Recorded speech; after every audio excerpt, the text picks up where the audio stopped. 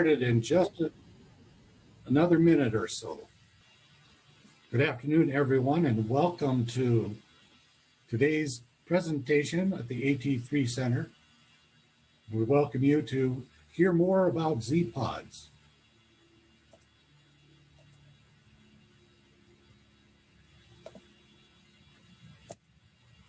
Today's presenter is Mr. George Bailey, president of Zpods, located at 2788 Moog Road, St. Charles, Missouri.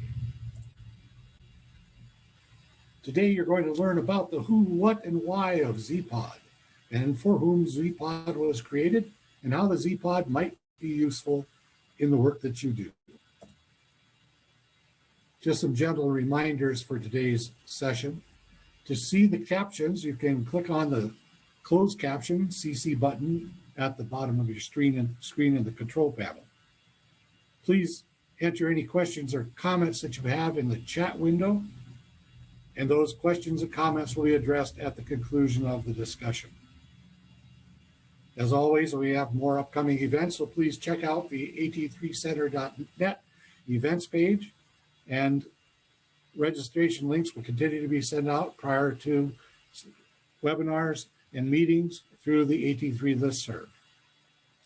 And as always, we also ask you to please complete the post-webinar surveys when you receive them.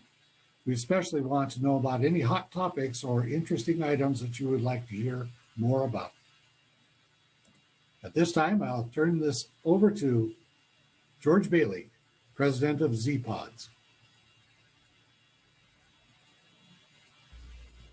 Thank you so much, Dave. It's really a pleasure to be able to talk with you and the other members of ATAP. I'm very excited to be able to talk with you about what we've been doing here in St. Louis, Missouri. It's just, I'm just a little bit of background on myself and who I am. I'm a father of 5. My wife and I have 2 sons and 3 daughters, and of our 5 children, 2 of them are autistic. And so what we're doing at Zpods is something that's quite personal to us. And we love this company and have been really fun, having a lot of fun doing this startup. So let's start off with the first slide.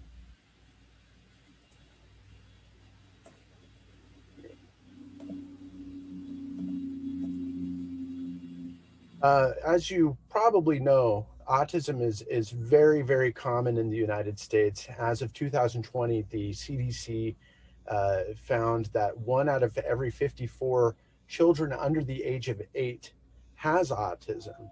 And this number is actually projected to increase in the next few years. And that's one of the amazing things, that we're just seeing this increase. We don't know why this increase is necessarily. It could be that there's just different ways of diagnosing. It might be things that, the ways in which our genes and the environment are interacting. My son, Joseph, actually works with one of the top geneticists in autism. His name is John Constantino, and I've had some really interesting conversations, listen to him talk about like what we're learning about, this trend, but we just know that the trend is going upward for now. Next slide. Most of you also likely know that autism has a high association with sleep loss. 80% or up to 80% of kids with autism have a chronic sleep disorder. And this is brutal for them. It's brutal for their parents. It's brutal for their siblings. It's also believed that there's a strong connection between the fact that they have this sleep disorder and the fact that up to 90% of kids with autism have a sensory processing disorder. It's believed that one might be causing the other. Again, we don't know for sure, but there's something that we're learning about this at all times. I know that my son, who's the most wired, I told you that I have 2 kids who are autistic. My son, who's kind of the most stereotypical in the way that he presents, definitely has a very big sensory processing disorder. And my daughter, who's able to mask her autism more, does not have a sensory processing disorder and does not have the same sleep issues that my son has. Next slide. I'd like to introduce you to Natalie. At the time that we started working with Natalie, which would be November of 2019, Natalie was 13 years old. She is diagnosed with autism, schizophrenia, bipolar disorder, and OCD. Next slide. This is where Natalie was sleeping for the previous 8 years. So for the 8 years prior to our meeting Natalie, she had been sleeping in her closet. Her mom and dad were not forcing her to sleep in a closet. This was by choice. She would actually had a fairly large bedroom with a beautiful queen size bed. Her dolls got the queen size bed, and Natalie got the closet. This is because this is where Natalie felt safe, and you can see that there it was strewn with Christmas lights to give it the right feel and such, the right environment. Now, uh, what's interesting about Natalie is that even though she chose to sleep here, she was only getting about 4 hours of sleep a night. Okay, so remember that number, 4 hours of sleep every night. Every night she would ask her mom, "Hey mom, I want you to come and cuddle with me." If you can imagine being Natalie's mother and snuggling with her daughter to help her fall asleep and calm her down in this closet, you can only imagine what that was doing to her mother's back, what that was doing to her mom's sleep, who was getting about 4 and 5 hours of sleep a night. Very hard for her. She was working during the day, so this was challenging. The father also worked sometimes at night, sometimes during the day because of his job. Natalie was falling asleep in school. She spent 11 consecutive days in the hospital to be treated for severe sleep deprivation prior to our working with her. And that was probably in the 2 months leading up to our work with her. Next slide.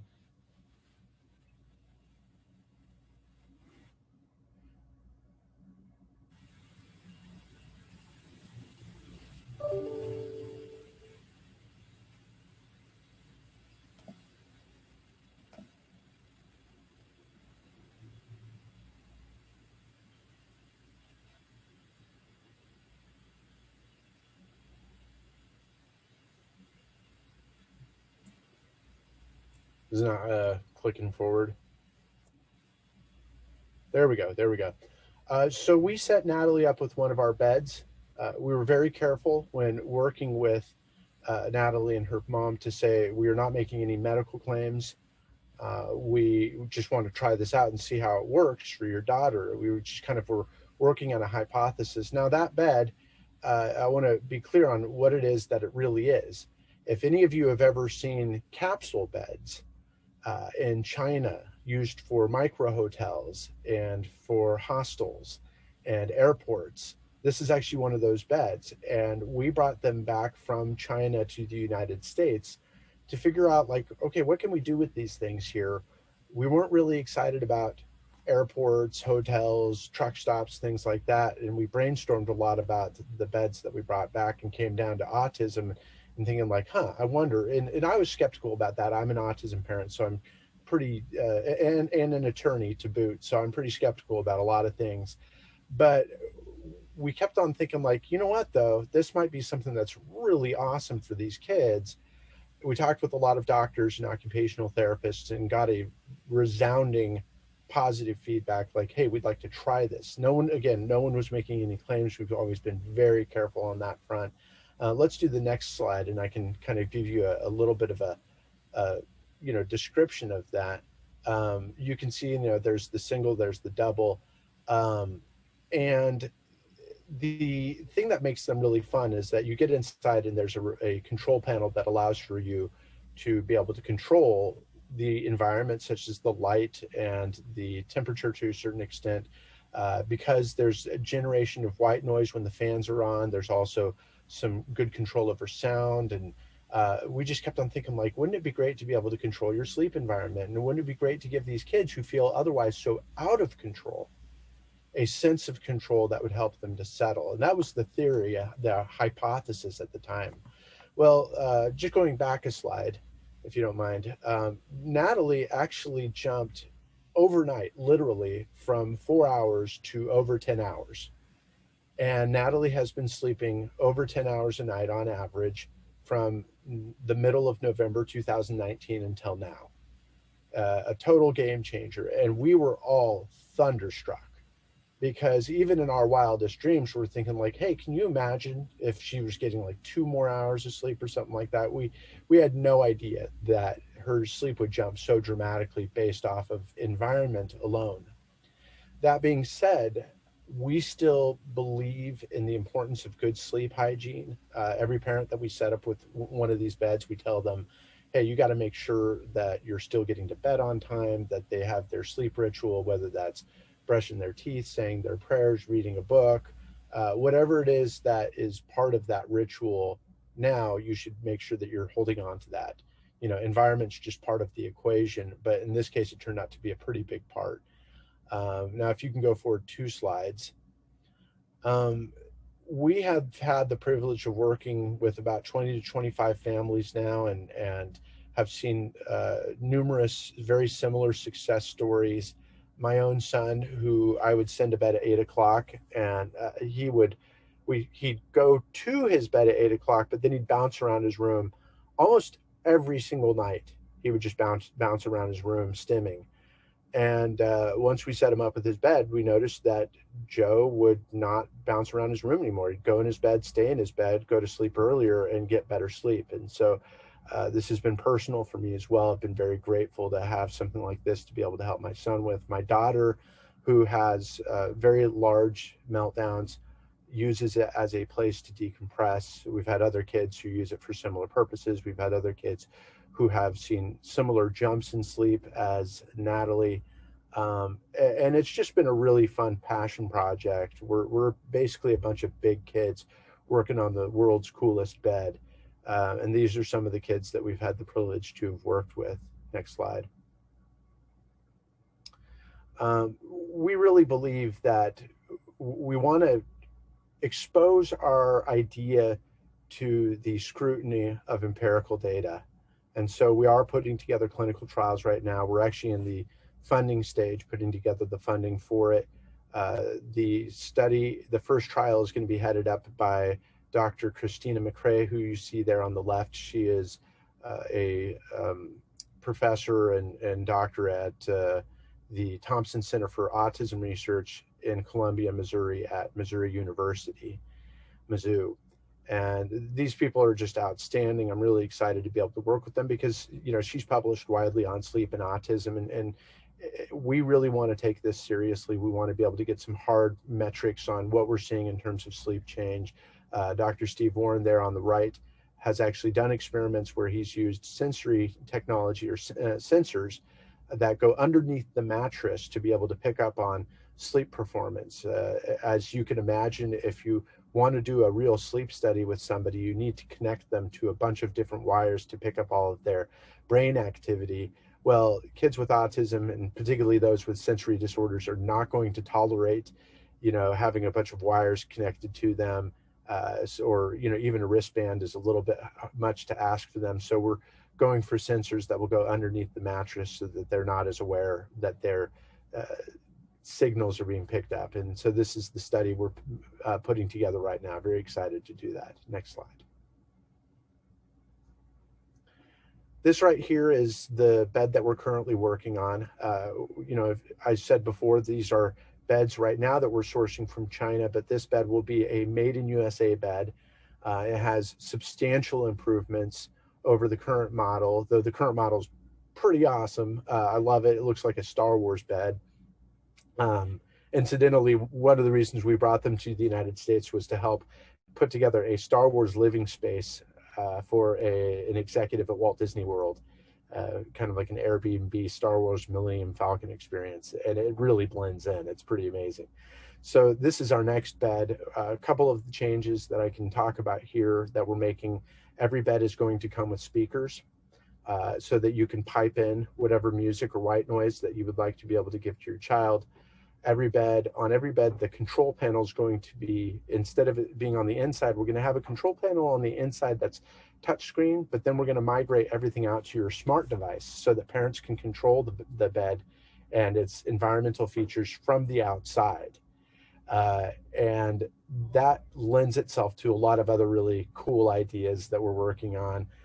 The main thing is that the parents can override anything that the kids are doing. Like, let's say the parents say, I don't care what color it is inside of your bed, but I do care that the light goes out at 8 o'clock every night. So maybe 8 o'clock, from 8 o'clock to 8:15, the light dims off gradually. And then from 6:45 to 7 in the morning, it starts to dim on gradually, or whatever it is that helps improve your child's sleep performance the most.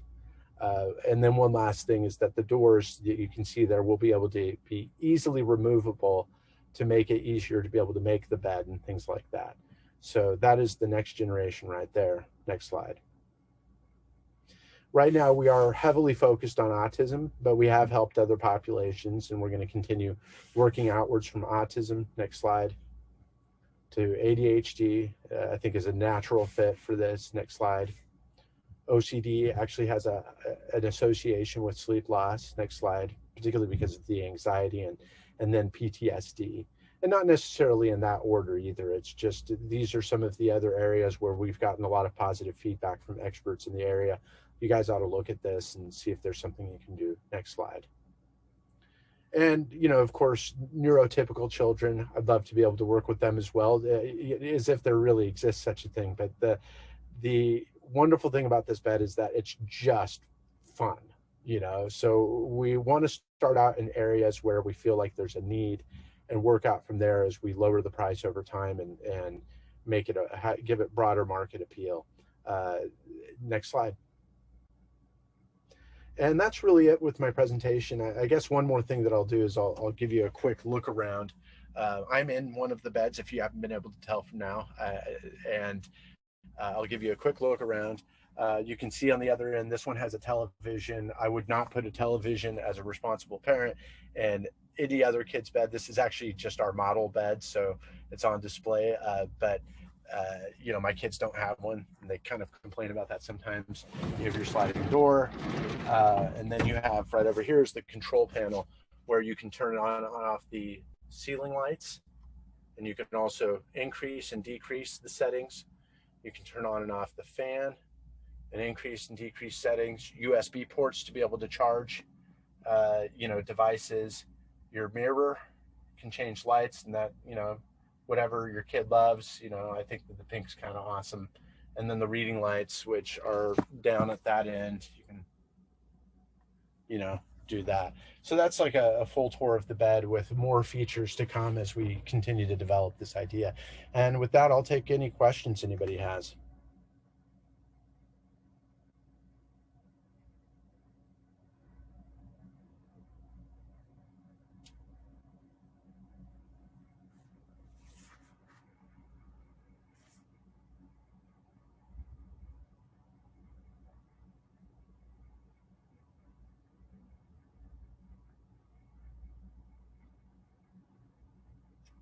There we go.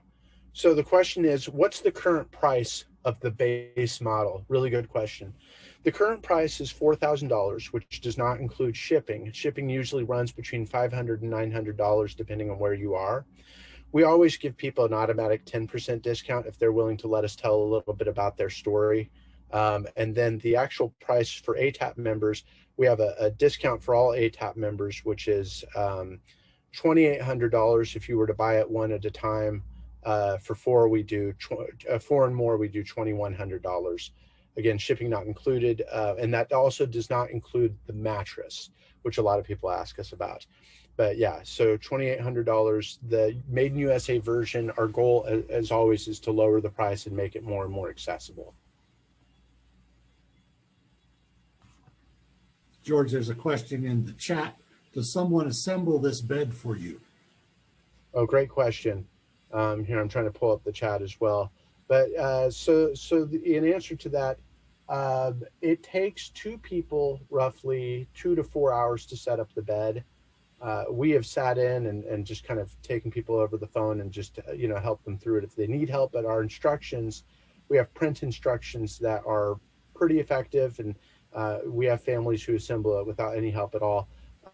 But if you were to, you know, one of the things that we could do is help train anybody who's going to assemble these regularly.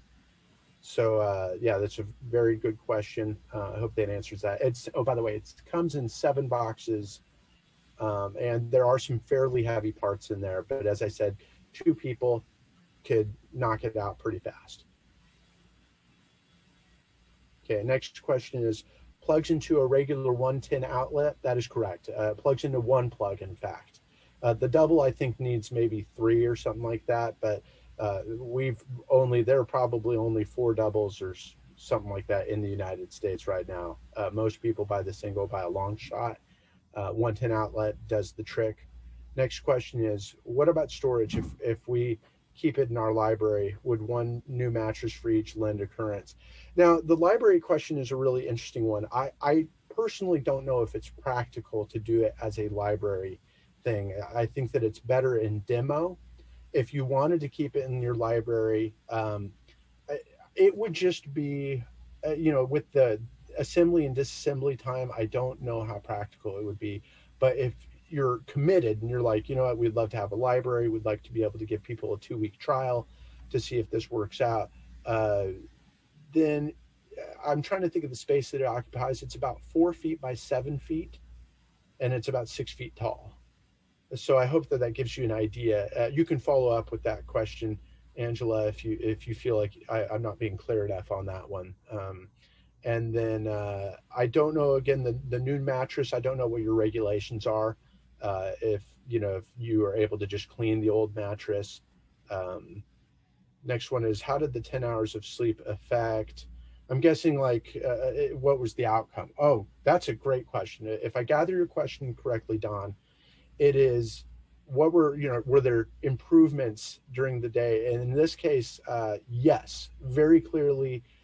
Natalie, who had a limited number of school hours allotted to her by the public school system, they actually increased those hours because her behavior improved. She was not falling asleep in class, pardon me, and there were modifications to her meds. Now, she's the longest running of anybody that we've seen. I've seen some really interesting improvements in my own son, but again, his was never as dramatic as a sleep issue, so it's hard to attribute anything to that. But three other stories that I've seen in terms of daytime behavior that I love to give you an idea of how important sleep is. Another kid that we jumped from 25 hours a week to 76 hours a week. His teachers, who did not know that he was getting this bed, trapped his mom and said, "What are you doing?" Because we're seeing a different kid at school. He's not complaining. He's not having meltdowns. He's so happy. That like touched my heart. I love seeing those types of improvements. It goes to show how important sleep is. Another one was a young man who, 18 years old, every day when he would come home at around 5 o'clock, his mom would drive him home, pull into the driveway, and he would have an epic meltdown for 15 to 20 minutes. And she would have to tolerate that and help calm him down with food or whatever it is he needed. He started almost immediately, 50% of the time, he started bolting for his room, shutting himself in his bed, and then coming out a few minutes later, all calm. And so we are seeing some things like that. That excites me, but I would love to see empirical studies done on what are the long-term behavioral effects. I think we're going to start just with what are the sleep performance changes first, and then we'll move to other type effects like that. But really good question, Don. Maria, do you have any data on how successful it is with kids with anxiety and ADHD? We do not have any, only anecdotal, and that's one of the things that's going to be our struggle for the first couple of years, is that most of what you're going to hear is anecdotal, even though we set a high premium on the data. But I will share one story, and this one I forgot from Don's question. A young man who is, as far as we know, he does not have any diagnoses, but he had a very, very big fear. This is actually the son of one of our founders, huge fear of monsters at night, and would not sleep in anywhere else but in his mother's bed, which meant that my friend could not sleep in the same bed with his wife. He just couldn't. He had to go sleep on the sofa outside. They set him up with a bed, and it became effectively his fortress. And there was just no more fear of monsters, which was a good thing for mom and dad. We've seen another kid like that as well, who does not have any sort of diagnosis, but was very anxious at night, could not bear to have the lights off in his bedroom, but shared his bedroom with the sibling. The sibling needed the lights out. He needed something on, and they both got their way, and he sleeps better now. Next up, Angela. What about storage? If we keep it in our library? Okay, I saw that one. John Coons. Is the mattress special, or will any twin work? And is there room for small medical equipment? Really good question. So the mattress we typically recommend, it's a twin size mattress. It's 6'5" from end to end. And I'm down, if you can see me, I'm sitting on my bottom on the mattress, and you can still see there's some space there, and there's a lot of space here as well. So I am 6'2" and I can lie down in there with no problem. Standard twin. I would recommend, in terms of width, there are two things I would recommend. Number one, in terms of width, around 6 or 8 inches. 6 inches is actually the best we've found, because if you add more inches onto the twin, let's say you have like a 14-inch thick twin, all of a sudden you're pressing someone higher and higher into the ceiling. We use a memory foam. We recommend a memory foam, and the reason why is you saw that on the new model, the doors are easier to take in and take out. Currently, this door, that's not easy to do. So it's easier just to take a twin and slip it in. It basically slides right in. So that's why I like the 6-inch twin, because it slides in. You can take it out, put the fitted sheet on there. It's not much harder to change the bed than is a bunk bed. If you've ever changed a bunk bed, this is a pretty similar experience, you know. I see Don has something that looks like a question. I'm not sure what it means. Might just be a mistype. It was ending to his previous question. Oh, got it. Yeah. Oh, okay, thank you. We have an anonymous question. What's the sound quality like inside the bed? Any sound dampening, or is it echoey? I'm interested in its potential as a quiet sensory space in daytime environments. So there is no echo in here, which actually somebody yesterday was commenting on. And maybe, I don't know, maybe this very recording belies my statement there, but I don't hear an echo, and I don't know what your sound quality is there, but there is no echo. It is all sound dampening from the inside, which is wonderful. It does dampen sound to the outside, but not entirely. Once you turn on the white noise, it does tend to add another layer of, masking on it. And of course, we're going to put on speakers, which means that we'll be able to increase the white noise even more if that's preferential by the parents. That being said, one thing that's very important about sound is the only way to get a truly sound resistant space is to remove all air.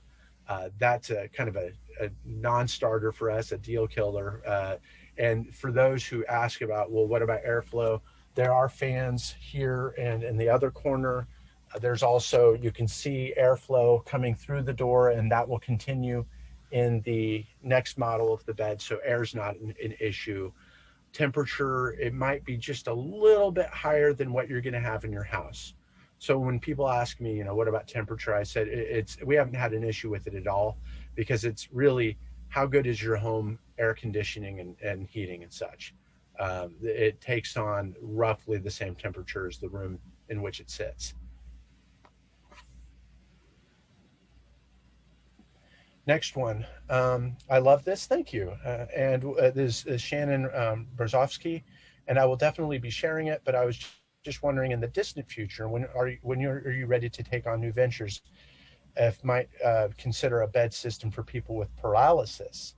I would love to find a bed that can raise the head or feet, as well as temperature regulation just by voice.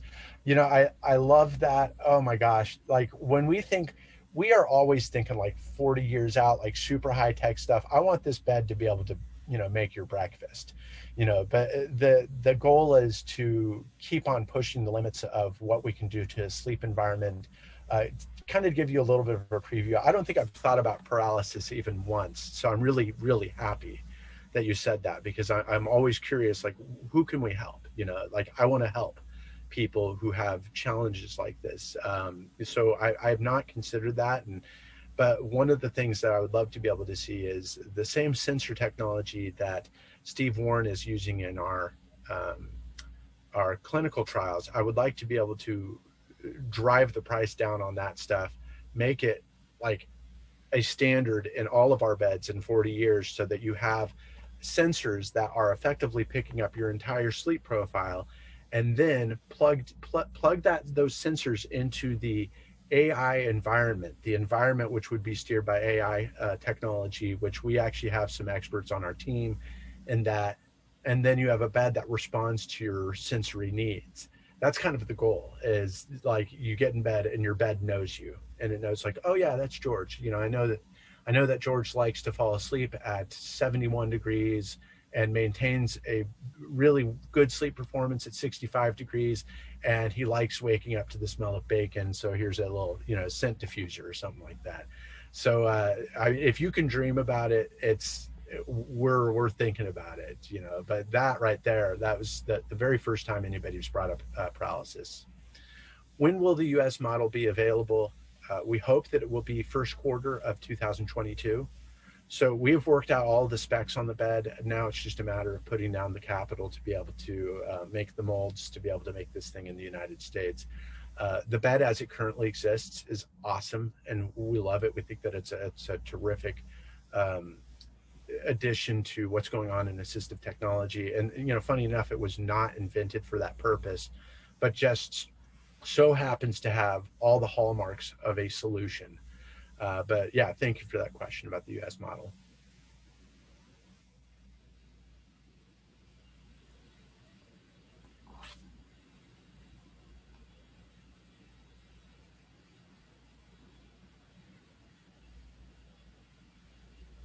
Well, I'm not seeing any additional questions, George. So I'd like to thank you for sharing this My pleasure. information with us today. Really appreciate you taking your time. And I hope that the people who have attended have learned something new. And Absolutely. Thank you so much. And just so you guys know, Dave here will probably share with you my email address and, you know, my phone number. You guys are welcome to get in touch with me. If you have a pen or paper or something to type with, 314-498-4445. And my email address is george@zpods.io. And I'll send that to Dave later and make sure you guys have everything. But I really appreciate your time, Dave, and thank you everybody for the good work that you do. and with that note, we will let everybody get back to their day and maybe save a few minutes Great. for All something right, special. take care, everybody. Thank you.